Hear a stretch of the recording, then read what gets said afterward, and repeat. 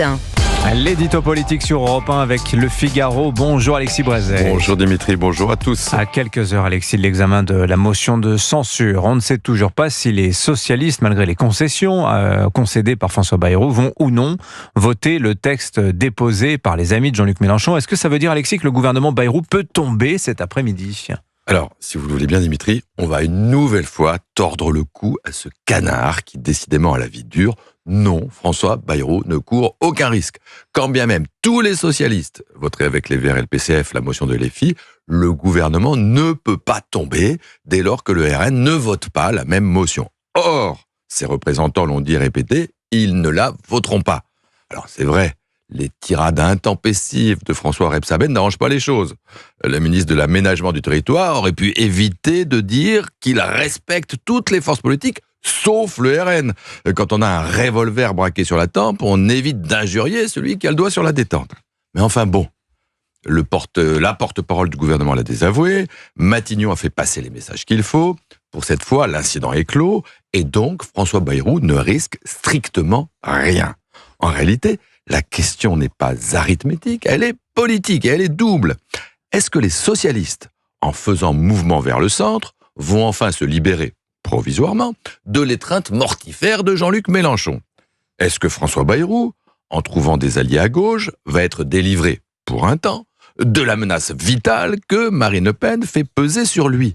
Alors c'est vrai, ce sont des questions qui se posent, la première d'ailleurs depuis fort longtemps, des questions qui passionnent les journalistes et les hommes politiques, mais dont il me semble que pour la majorité des Français et pour nos auditeurs, elles sont absolument surréalistes. Que voulez-vous dire, Alexis ?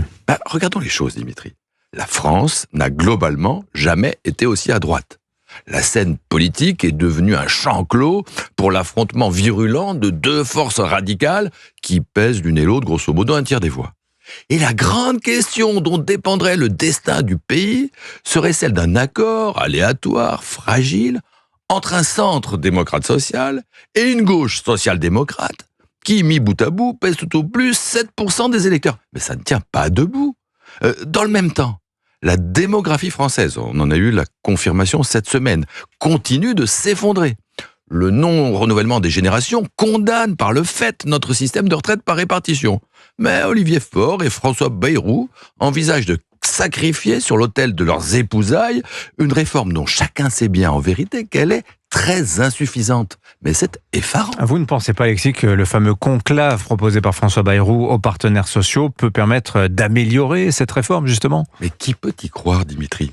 Si on regarde toutes les réformes des retraites depuis 30 ans, aucune n'a été adoptée dans le consensus ni par les partenaires sociaux. La réforme Balladur, le plan Juppé qui a échoué, la réforme Fillon, la réforme Sarkozy des régimes spéciaux, la réforme Woerth, la réforme Touraine, la réforme Borne, toutes ont été imposées au forceps par le gouvernement, toutes, en dépit de leurs insuffisances, ont déclenché grèves, blocages et manifestations. Et là, on voudrait nous faire croire, parce qu'on va enfermer pendant 3 mois la CGT, le CFDT et le MEDEF dans un bureau, qu'une solution efficace et donc courageuse, qu'une solution va jaillir par miracle, et que le RN et le NFP, qui composent les 2 tiers de l'Assemblée, vont la voter dans un grand élan d'enthousiasme. Mais c'est tout baratin. Au mieux, il n'en sortira rien. Au pire, un coûteux recul.